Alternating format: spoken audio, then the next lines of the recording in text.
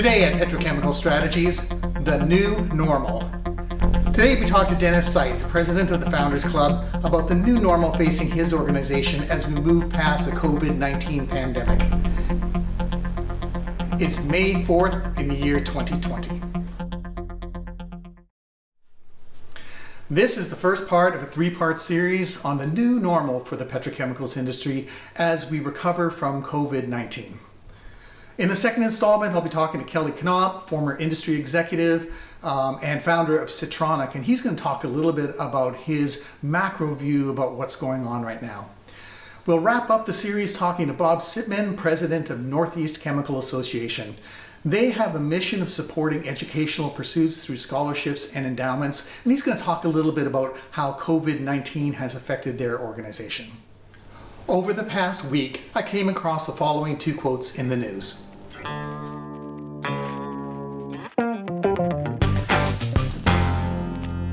I found this first quote interesting in light of recent protests against stay-at-home orders as people want to get the economy working again.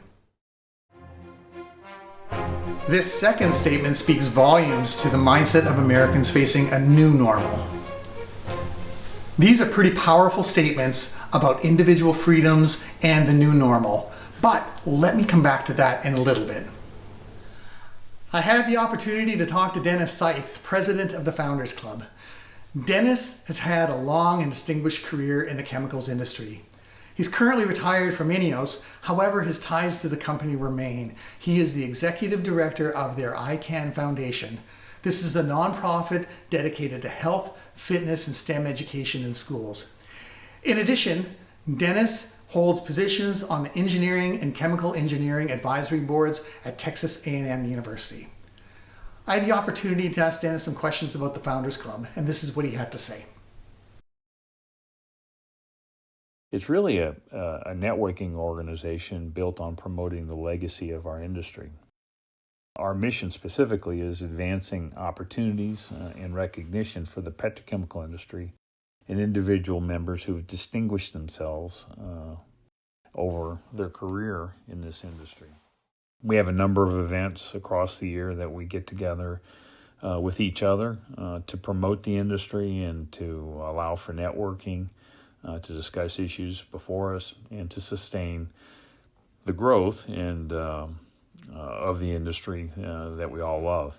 The Founders Club continues to have these events, and we meet at the IPC and also bestow a recipient of the Petrochemical Heritage Award each year, which is an award that is very prestigious, and we collaborate with the AFPM and the Science History Institute out of Philadelphia to select a winner that best represents the industry with regards to entrepreneurial achievements, also accomplishments and contributions to promoting understanding of the petrochemical industry in the public sector, as well as individual that also demonstrates active philanthropy in the community. As the annual dinner approached, Dennis and the board of directors became concerned about the threat of the coronavirus. Here's what Dennis told me about the weeks and days leading up to the critical decision he and the board had to make.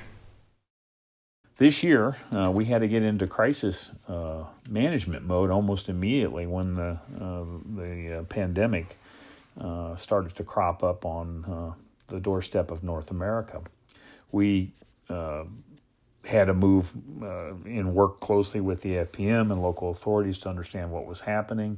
We put our safety of our organization members first and our guests all first. Because it was such a dynamic time, it was very difficult to understand how this would escalate or how it would turn out. But ultimately, we decided to cancel the events with our partners and also put off the award to next year.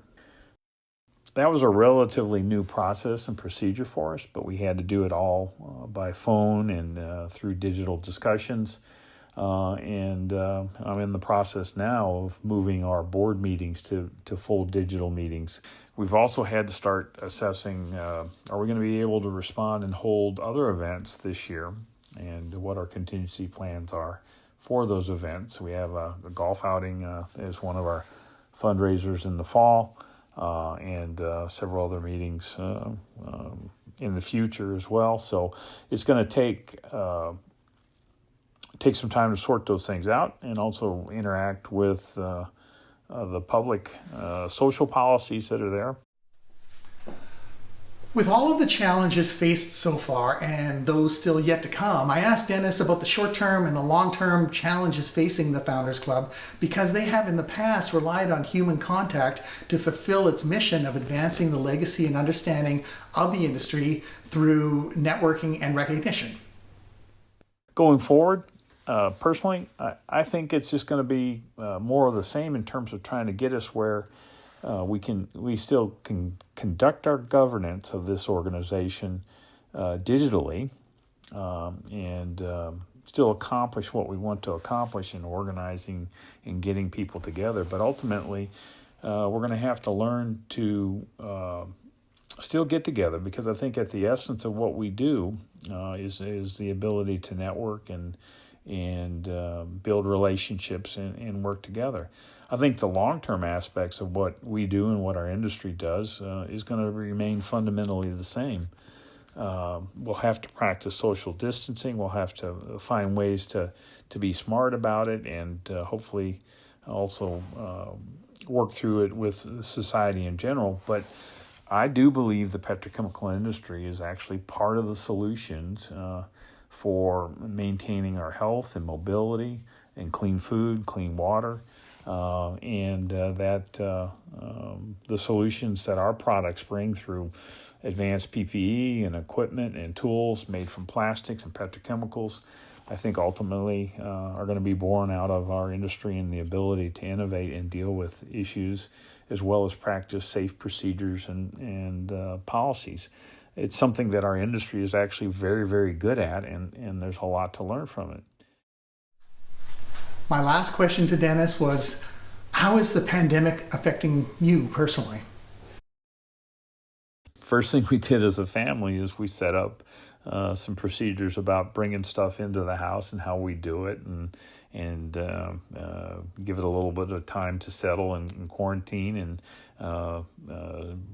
even microwave my newspapers. We'll move that ultimately to digital, I think, and so it's had some effects on me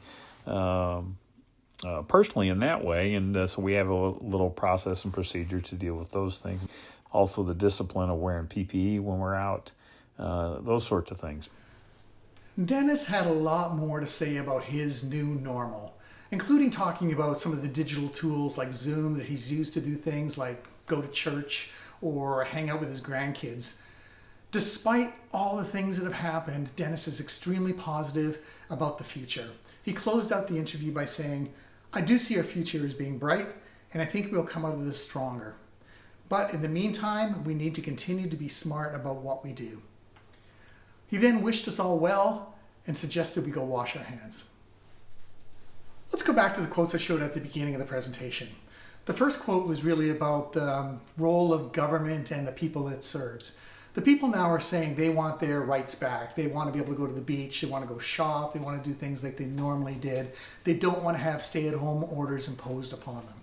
The second quote was really more about the confidence, or maybe lack thereof, that things will return to normal. The interesting thing about these quotes is they are from 2003 and 2005, and they are about recovering from the September 11th attacks on the United States.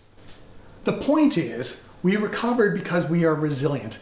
We defined our new normal, which is we take off our shoes and we get onto an airplane, and occasionally we have to walk through a metal detector to get to where we want to go. But that was our new normal. Once COVID-19 has passed us and we define our new normal, I believe what Dennis said, we'll come back even stronger. We've done it before and we'll do it again.